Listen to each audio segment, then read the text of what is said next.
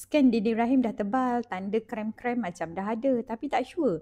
Ini nanti akan turun jadi darah haid ke ataupun sebenarnya tanda awal hamil. So hari ni saya nak share apa beza tanda-tanda krem ataupun spotting bleeding sebelum haid ataupun tanda awal hamil. Okay, first thing first kita boleh tengok pada simptom daripada atas. Loya-loya. Untuk siapa yang dah nak period, biasanya ada orang alami sebab perubahan hormon progesteron tengah nak turun sebab dia nak turunkan darah haid. Dia dah start ada rasa macam loya juga, ada mood swing, cepat barai dan waktu ni dia craving masin, manis terlebih. So ni lebih kepada tanda hormon dia tengah tak seimbang sebab dah nak turunkan haid. Okay? Tapi untuk orang yang tanda ni akan hilang bila darah haid tu turun lah. Tapi untuk orang yang awal hamil, dia ada simptom apa orang kata loya pun ada, tapi dia lebih kepada mood swing juga, tapi dia lebih sensitif. Kadang-kadang emosi dia cepat touching, cepat nak nangis. So yang ni dia lebih kepada awal hamil dan biasanya kalau dia akan berlarutan lah sebab darah dia tak turun, jadi dia akan berlarutan. Boleh jadi sampai 16 minggu usia kehamilan, mood swing dia. Okay, so duration dia berbeza dengan orang yang tanda loya ni kalau dia period. Okay, kemudian yang kedua, tengok pada perubahan deria rasa. Okay, untuk yang siapa tu kalau yang dah di awal hamil, biasanya dia dah start rasa deria dia rasa metallic taste, rasa macam zat besi, semua benda rasa macam honey. Dan bau pun boleh jadi sangat sensitif. Kadang-kadang bau peluh suami pun dia rasa bau busuk. Itu semua lebih kepada tanda awal hamil. Kemudian tengok pada perubahan payudara.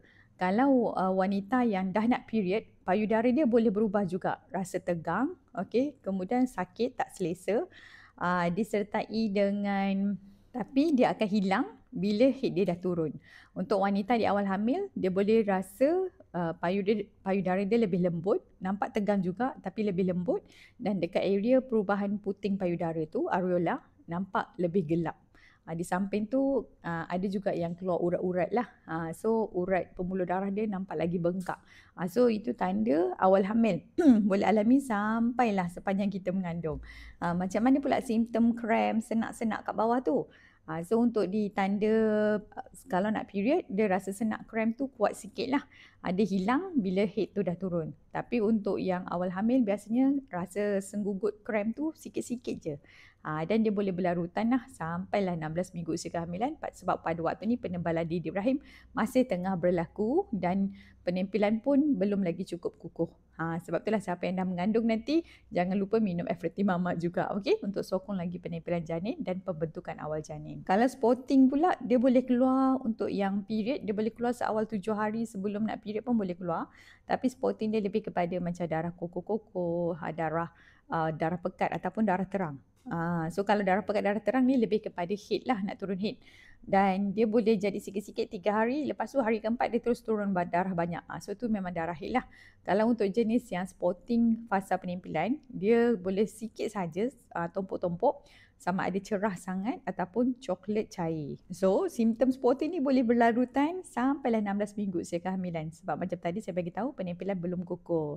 Okay, so anda dapat sesuatu, dapat bezakan mana satu simptom PMS ataupun simptom early pregnancy sign. Cuba komen anda sedang alami apa.